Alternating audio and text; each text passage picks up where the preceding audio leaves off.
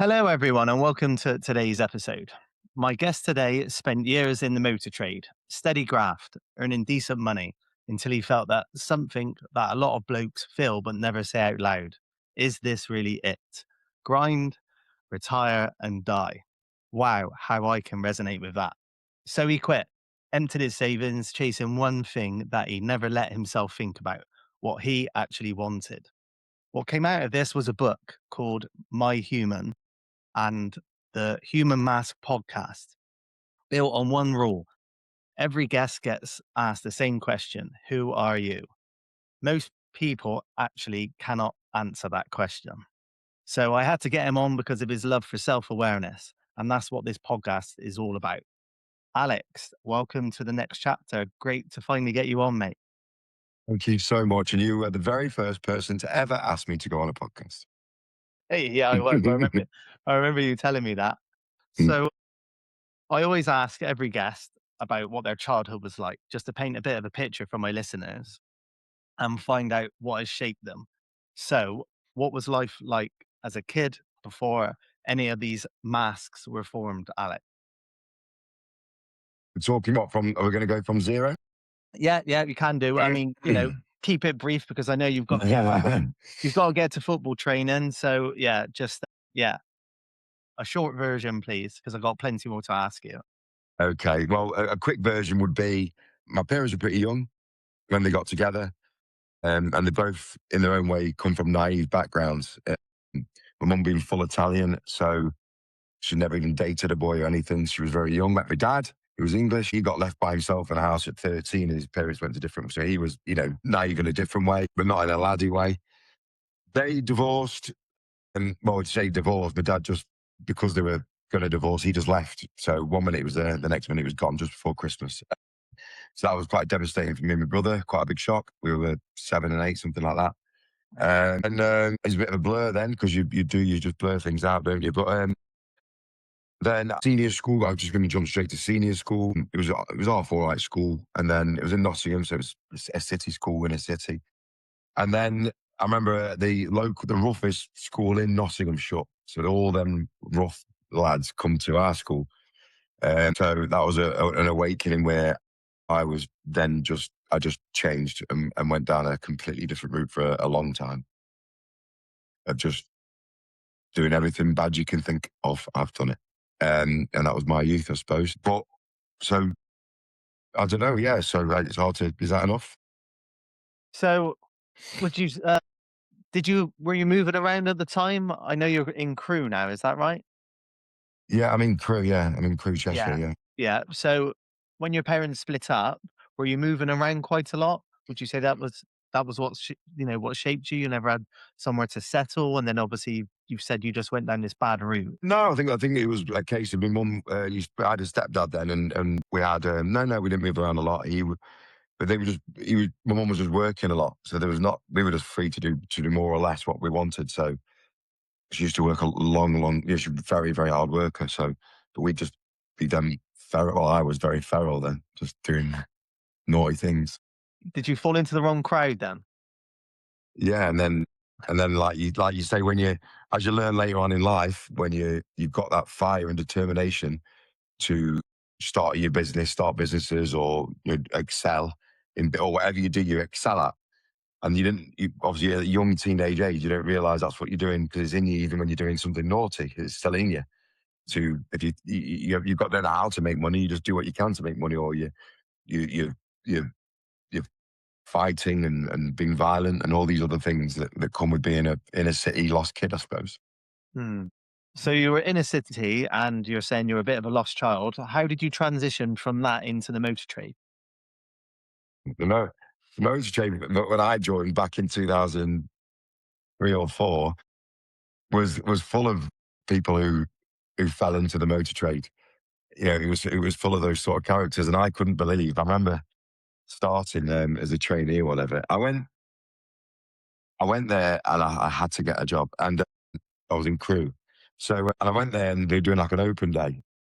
I was just job hopping about a bit, not really doing much. And then I just said, look, no one will be better than me, blah, blah, blah, blah. He said, right, start tomorrow then. I was like, all right, okay. And that was it. I said, I'll work for free for a week to show you. And I didn't realize back then, obviously I stood out a mile because everyone's pretty generally lazy, aren't they? So for someone to, obviously as the years go by and I've done management, ran businesses and stuff, you don't realize just how amazing that'd be to have somebody at an interview saying, look, I will work harder than anybody else. I'll do it for free to show you. So, so that was that. I remember starting I had to get my mum to wire me 30 quid to get me a suit from Asda. It was a it was a shiny George suit. I got the piss took out of me. I just went, Georges. It's not George, it's Georges.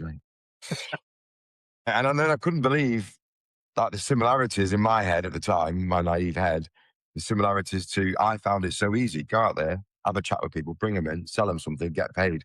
It was the nearest thing to dodgy that I'd experienced. But plumbing out, and this is, and I just enrolled. It just, the hunger kicked in and the unlimited earnings kicked in. And that was a life in the motor trade then. How many years were you working in the motor trade then, Alex?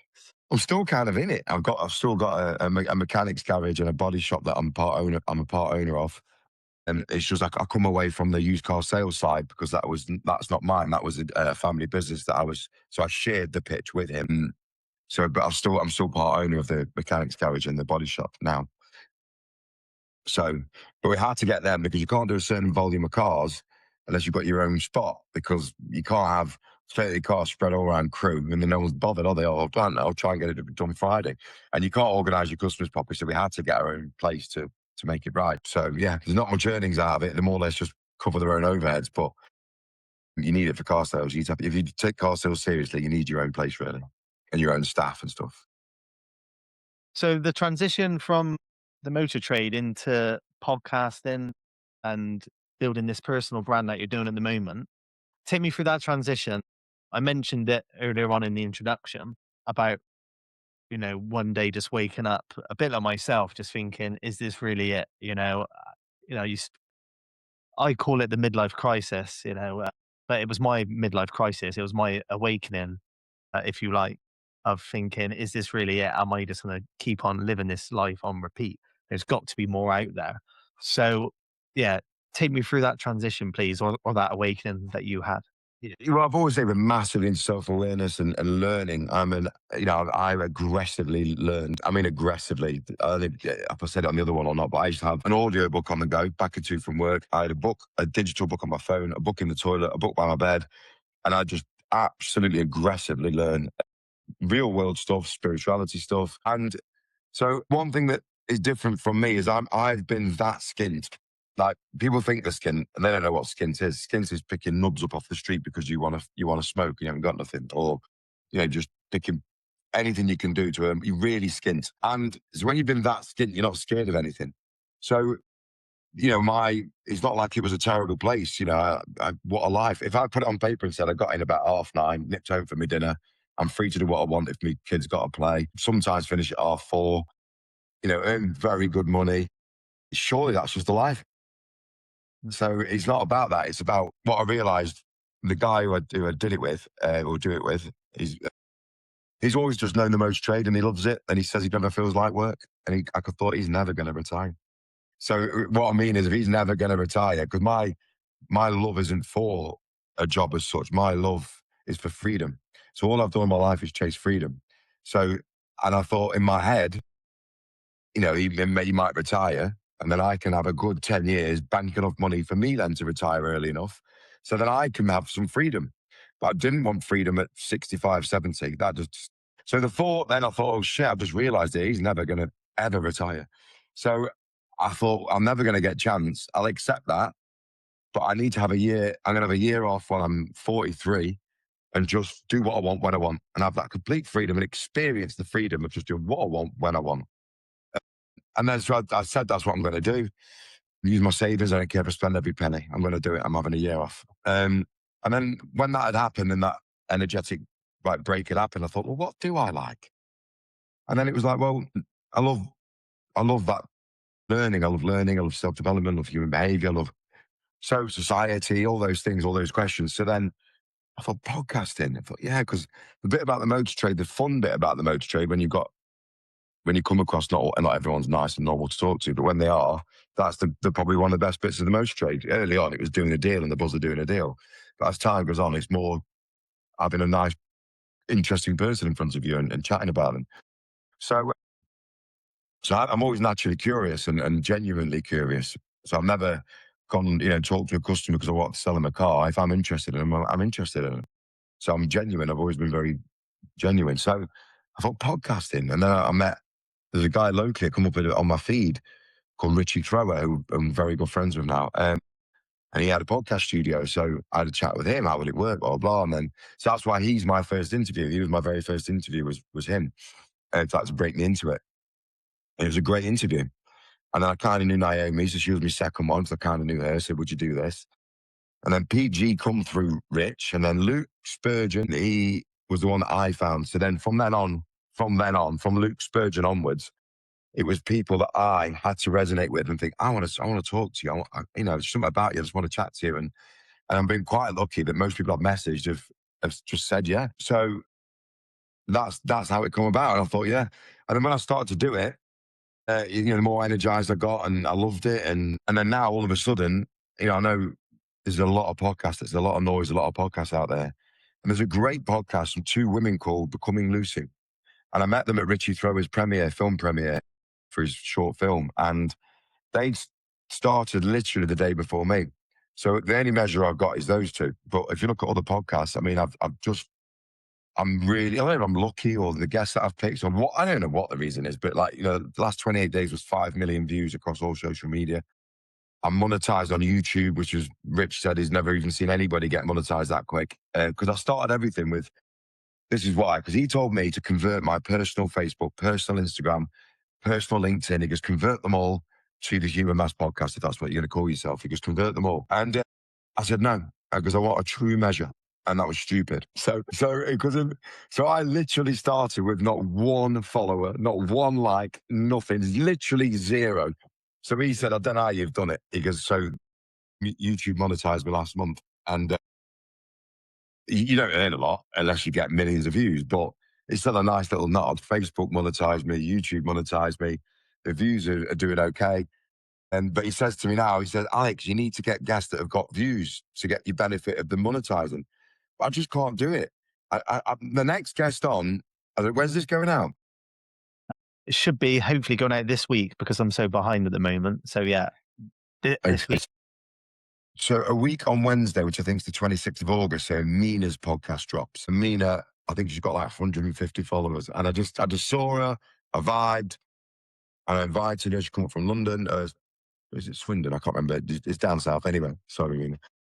And she was amazing. And so hers popped out. So I'm not going to get the benefit of her having 50,000 followers. Where like Luke Dyson, for example, when I interviewed him, he was a great guy to interview. He had a massive following. So obviously you naturally gain their followers, don't you? Like Neve didn't have a lot of following, but she just blew up. So that got me a lot of followers. And then the big one was Jimmy. Jimmy contacted me, and he's the most controversial man on this planet. And he's a character. We met. I actually introduced him to Algie, another guest from Nottingham, and I met Jimmy in Nottingham the other day because we're going to try and work on helping some of the youth together, me, Algie, and Jimmy. But so I suppose, and I just vibe all these people I'm just vibing with, and then obviously I'm getting the benefit because I'm doing it with the right intentions, and hopefully. But I try not to get caught up in the ego. You can do one post that'll do. I don't know if you know, but you do one post and it will get mad views, and then you do another one and it hasn't. And there's no rhyme or reason to it. You can't if you link your emotions to views, you're just going to never be happy. You're just going to be like this all the time. So it is what it is. And if it gets 500 views, it gets 500 views. I don't care. If it gets 3,000 views, great. If it gets 100,000, some of these ones mad. Some of these went mad and got like 350,000 views. It's just mad numbers. So yeah, that's the little podcast journey. And then accidentally, I got into the acting side of it. Yeah, I was going to ask you about that later. Sorry, go on. Yeah, so that's the podcasting anyway. So I've just rambled a bit. Sorry. No, it's fine. Why? I think you've noted on it a couple of times, but that the reason you've done so well is because you vibe with people. You said, look, you stuck to your guns. You've been congruent, you've been authentic, and you said, no, I'm gonna, s- you know, I've got to have that connection, and that's why it's done so well, right? If you were doing it for the wrong reasons, and you were trying to get people with big followings on to get those numbers, then the podcast, they wouldn't go as well. And obviously the interviews wouldn't flow, would they? So it has worked. I mean, you've tried to play the long game for the right reasons, but it's still done really well in the short term. So, hats off to you. Yeah, and I'm really chuffed where it's going. I mean, I get literally now, not obviously at the start, nowadays, every single day, there's usually a message or an inbox saying, and what makes me laugh is they'll say something on the lines of, get me on your podcast, bro, or something on those lines. And even if they have got loads and loads of followers, I think I look on there, they're not even following me. They don't even say what they want to talk about. They don't even say how it's linked to self awareness. And it's just, it is madness. But there's some people that I've got big followers that have asked, and I'm just like, I just go on their page, I just don't feel it.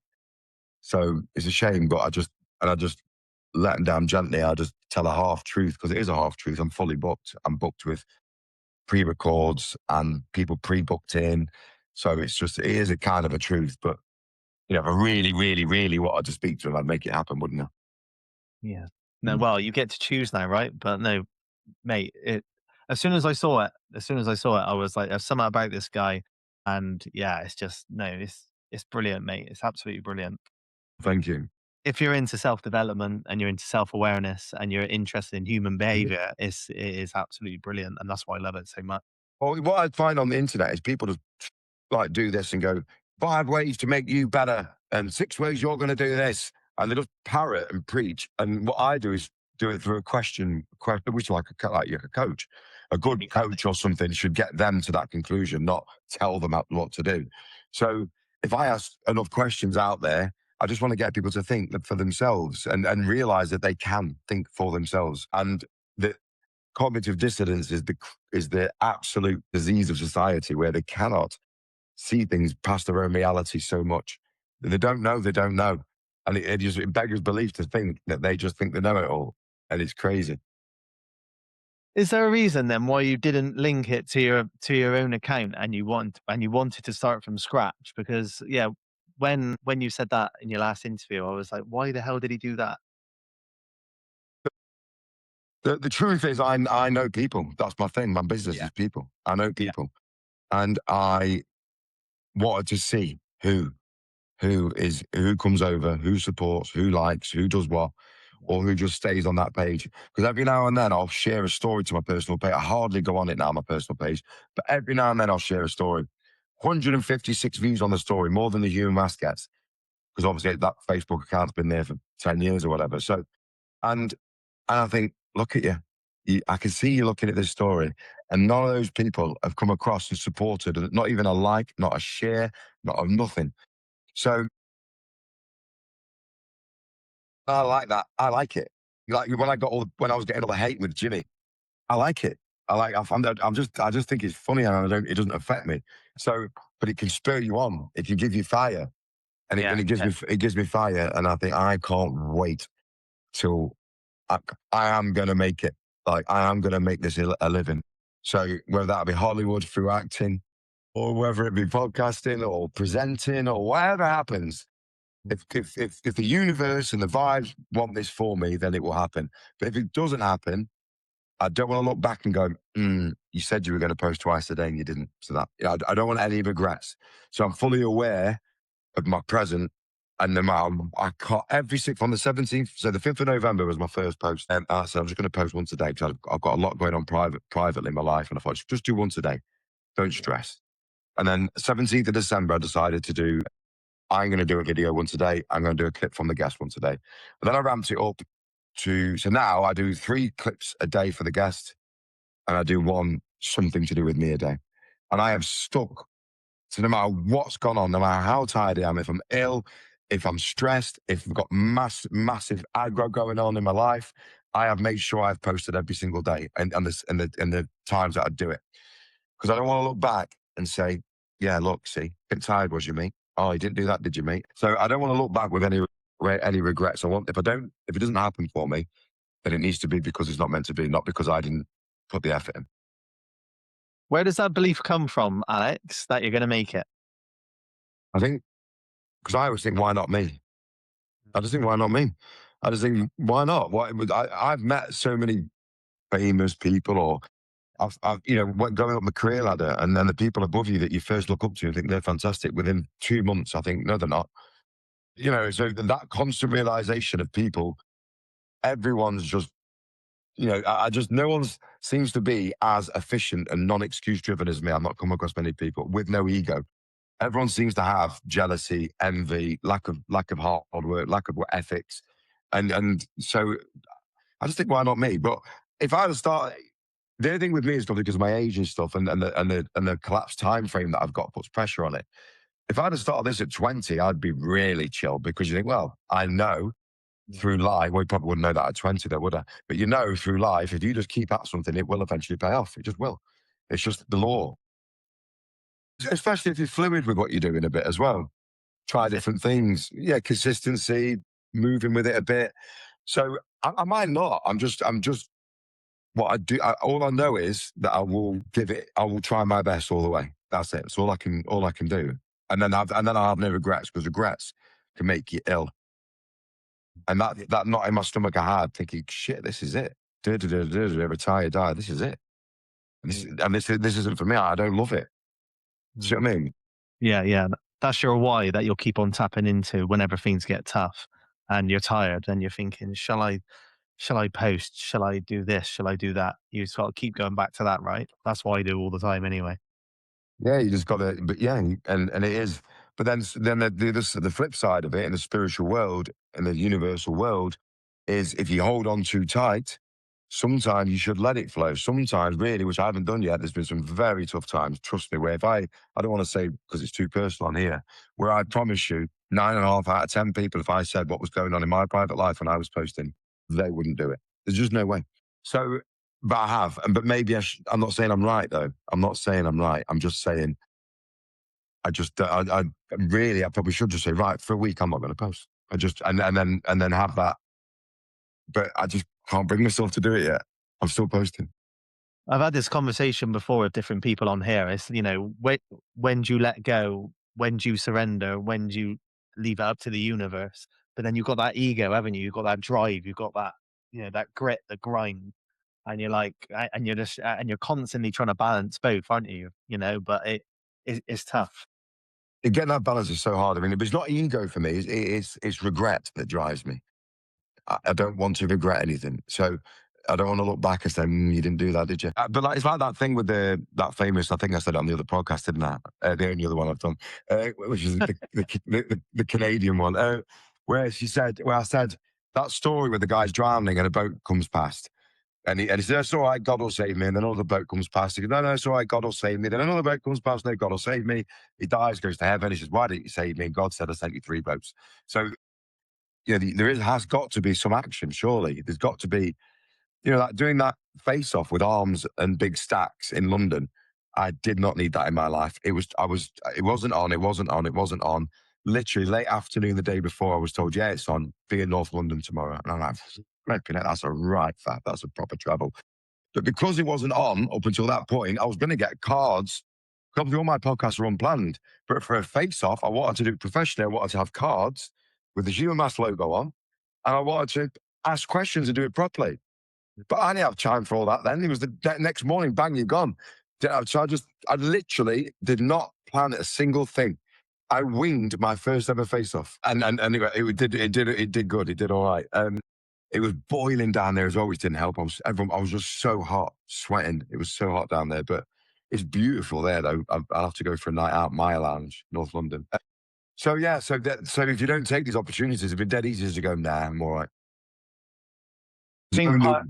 I think when you're starting to build something like this, you've got to say yes to everything, right? But then as you get bigger, as you go along, as you build that audience, you've got to learn to start saying no, haven't you?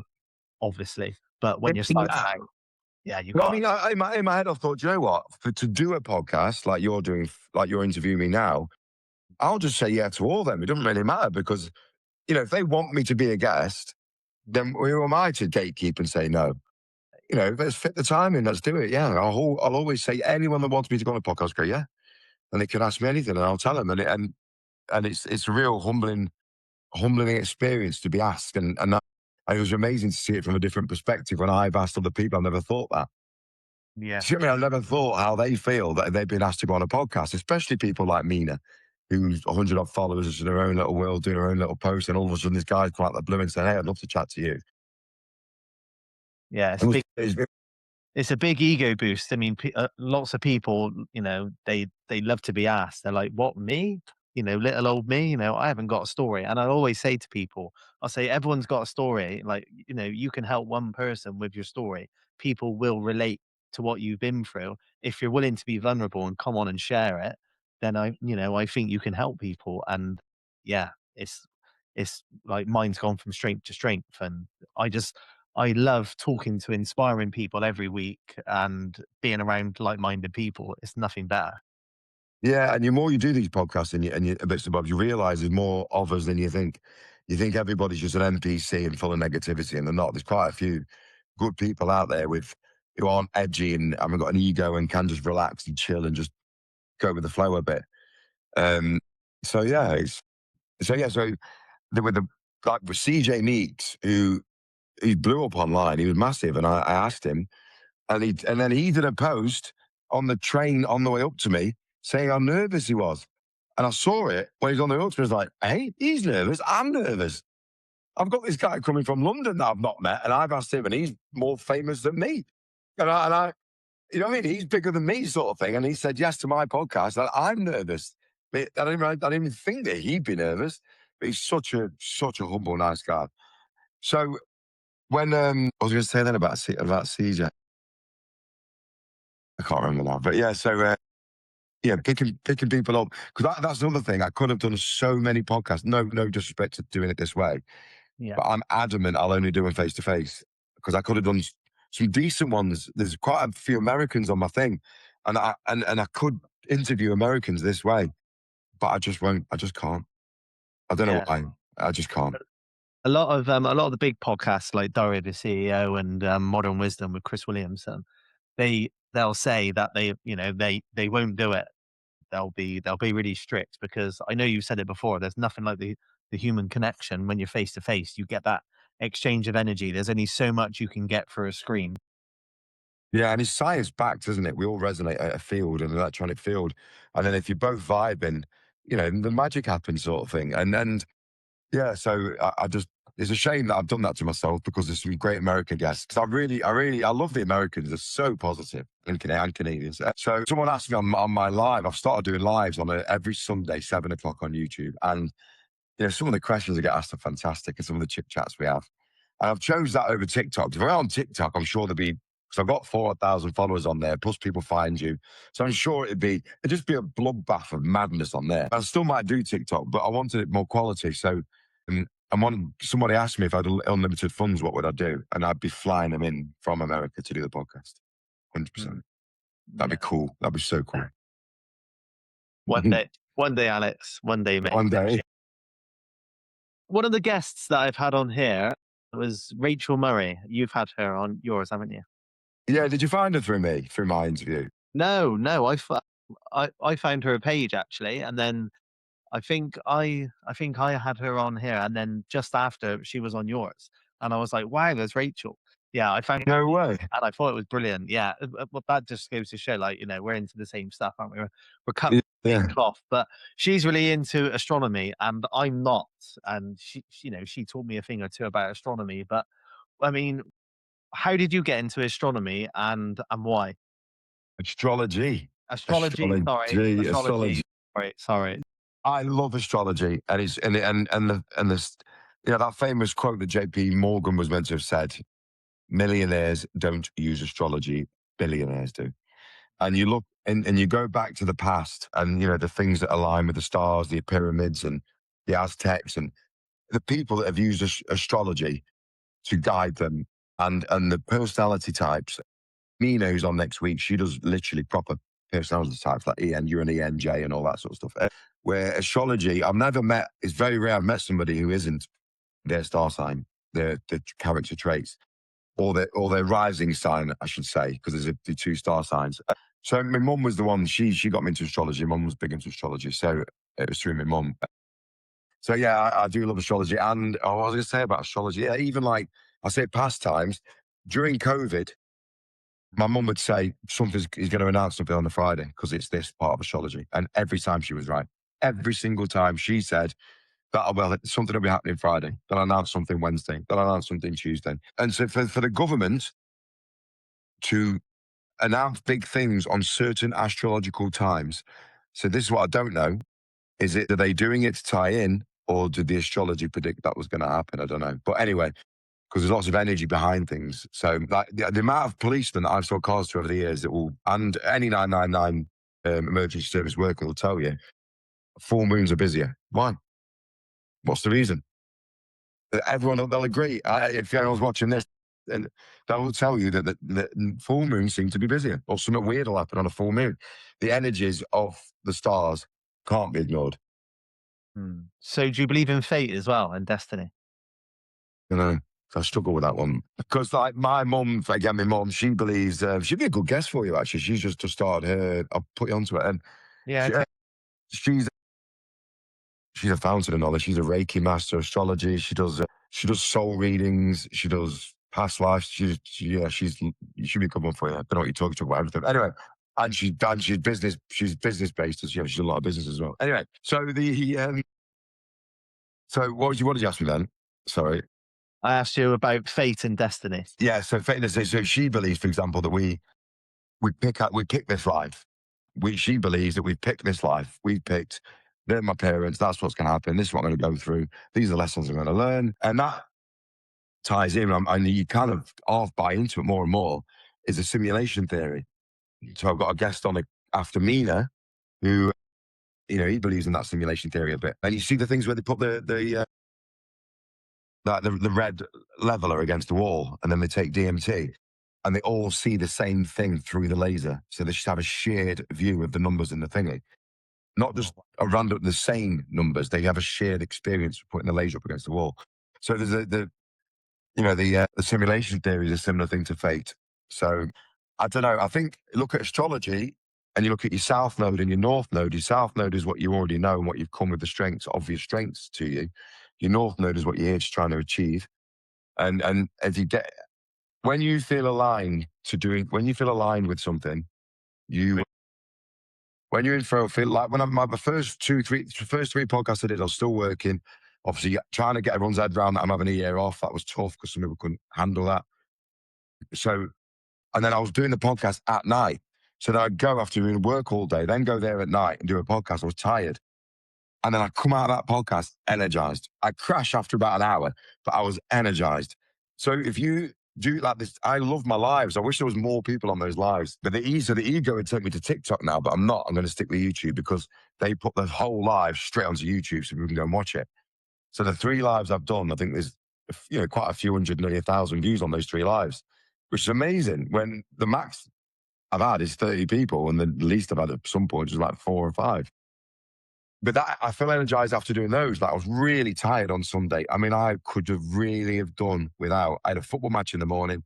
That takes it out of me managing the lads. Then I had to go to Manchester and back. Then I had nothing, nothing to eat really. I was so tired from everything. I thought, flipping heck, I've got to do that live. And you know what? I come off it energized. So you're doing something right. It's like this energizes me.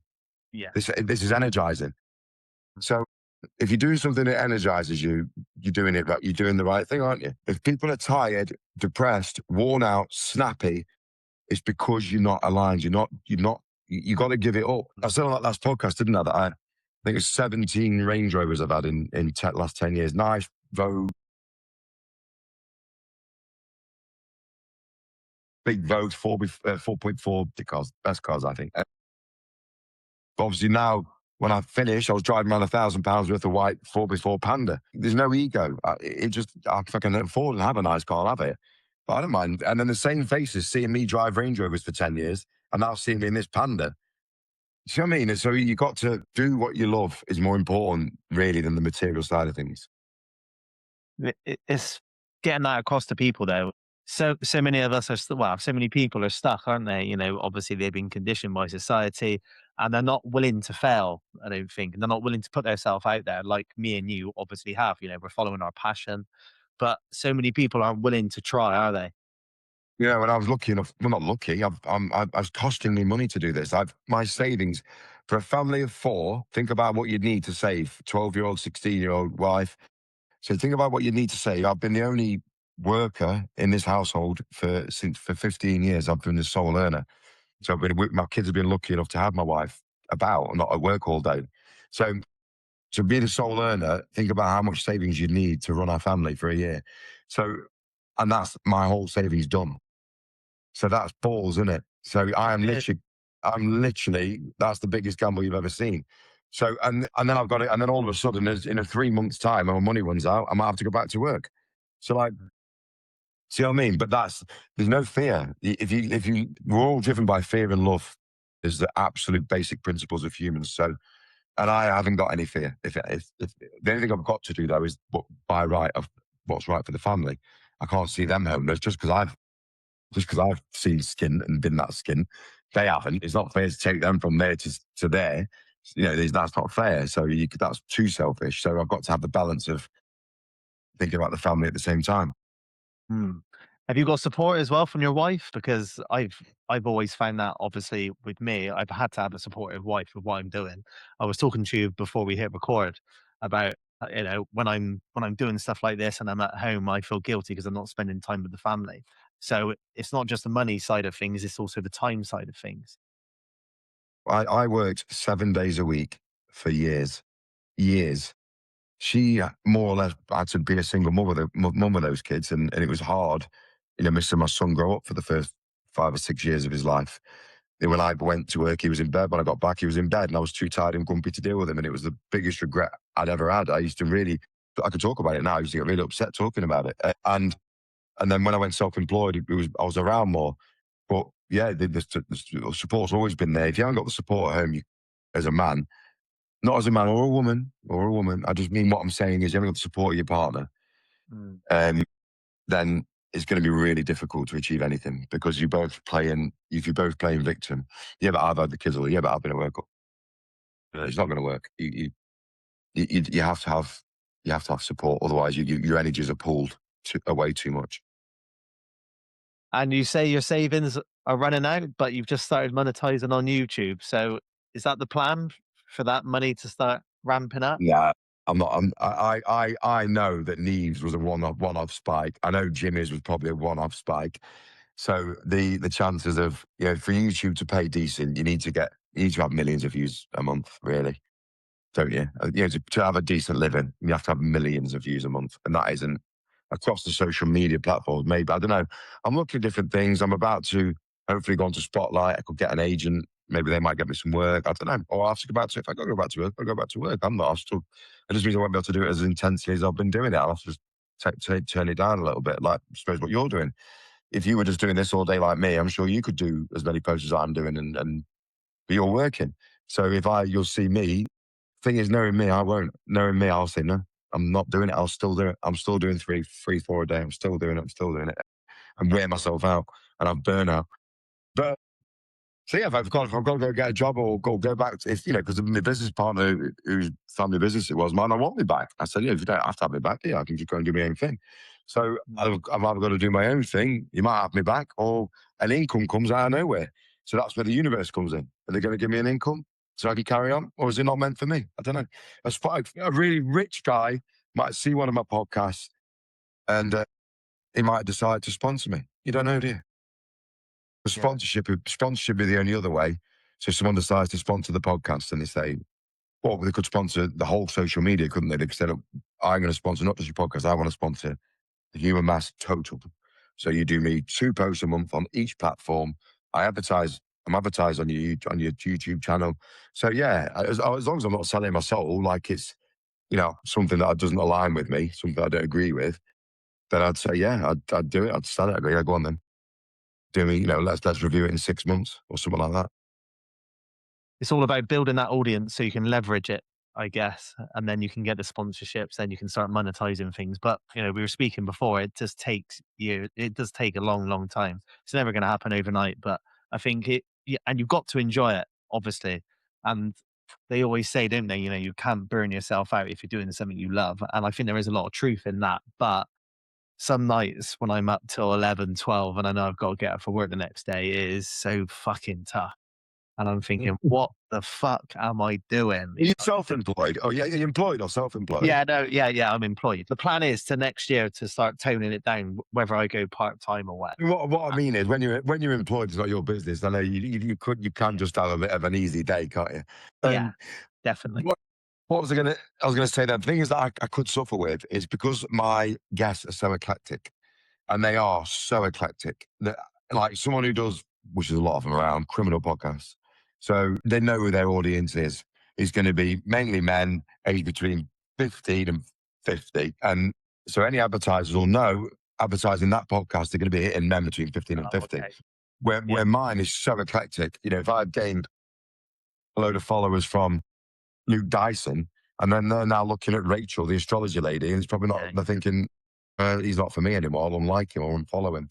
So, it's hard. That's the only thing with my podcast is it's so eclectic, but they've stuck around. I've got 11, I know it's small compared to some people, but I've got 11,000 on Facebook, 7,000 on Instagram, 4,500 on TikTok, and then YouTube, there's 1,200 subscribers, but the views don't match the followers. The views are good across the platforms, TikTok and I went on LinkedIn accidentally the other day, and it said you've had 1.2 million impressions, and it was a post I did 3-4 months ago that just started going mad. So what I'm saying is though, I'd be getting the views, but I don't really know.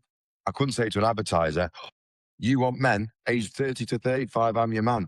So can you imagine the sponsorship's got to be unique and a product that any human can do. So it'd have to be like holidays, wouldn't it? Anyone could go on a holiday. If a holiday company wanted to sponsor me, that had a line, wouldn't it? For example, or Mhm. something, and it's because it's quite eclectic. You can't specifically say that's his audience.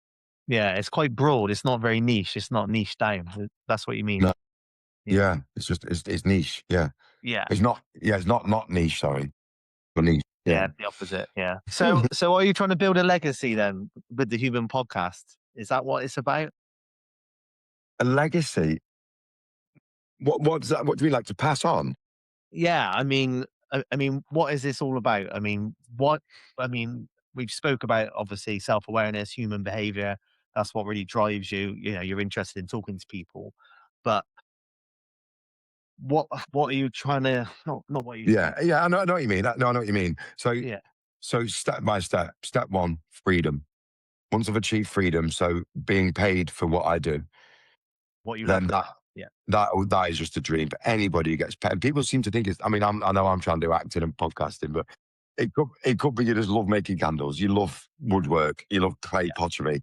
If you get paid to do something you love, then you're winning, aren't you? So Yeah, the definitely. first step is that. Second step would be to accumulate enough money to really help people, really, really get into the communities and really give back and help people Give for back. free. Yeah. Mhm. So that would be. I'd love that. So yeah, that's. But you got to. There's them steps, isn't there? That's it. Yeah, yeah. You can't rush these things, Alex, that's for sure. Mhm. Your book, before we sign off, mate, because I know you've got to get to football training. The book as well, My Human, Who Am I? Did that come out on Amazon last year? Was it last November? Did it? I was just come like a download to me. I was just putting stuff into my notes and if you give me your address after, I'll send you a copy.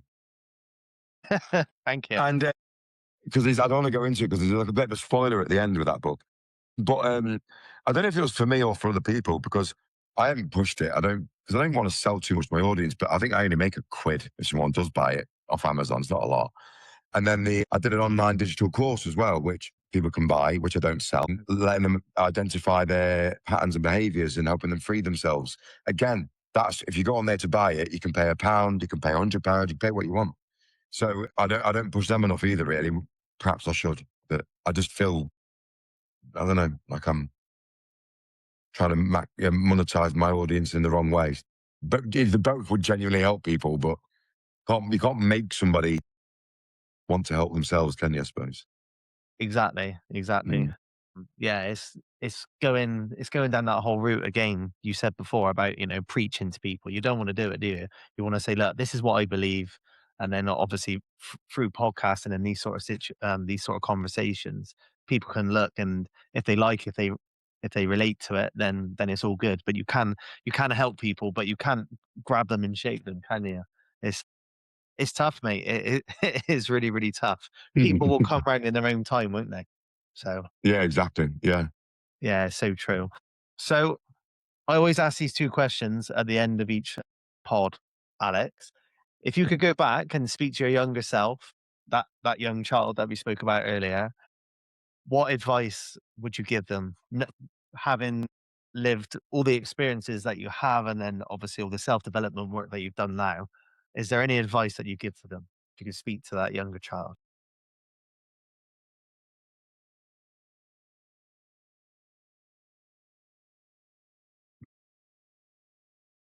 Listen more than you talk. Yeah. But Two ears and one mouth, right? yeah, I hate that saying. It's so cheesy, I'm but it's sorry, true. mate. No, but it's true. I say it to my son. I say, I don't like this saying, but it's so true. It's two of them, one of them. Just listen more than talk. You know, observe more than talk. Don't over talk. But yeah, maybe that one. But I think I wouldn't want to say anything because it will change the course of history, and it is meant to be what it's meant to be. Exactly. Going back to fate and destiny, right? Mm. Accepting. So, what does the next chapter look like for you, and where can people find you? I'll put all your bits and pieces in the show notes anyway. Thank you. The Human Mask podcast, same name across all social media. There's not a page that I'm not on somewhere. And I see my own DMs. So if anyone wants to DM me, it's me that sees them. It's not like a team or an AI. You'll get an automated response, but I do see them. So, and I reply to every single message myself as well. Every single one. Brilliant. Okay, mate. And the next chapter as well. You've done a bit of acting. Is that a route? I mean, we spoke about it a little bit today, but is that something that you're gonna maybe a route that you're looking to go down? Another passion. I love it. I love acting. I love being around them cameras. I love the learning the lines is a difficult bit, but apart from that, I love acting. It's right up my street when it comes to human behavior and stuff as well. And I love it. And if I can get on, I should be able to get onto Spotlight, which is the main thing you need to be on. And to then hopefully get an agent. And then if you get an agent, then they put you forward for work and you just go and audition all the time then. So it could be, there's one guy I know, I don't know if I said it on the last podcast or not. There's one guy I know, he went, his agent put him forward for a Tesco gig.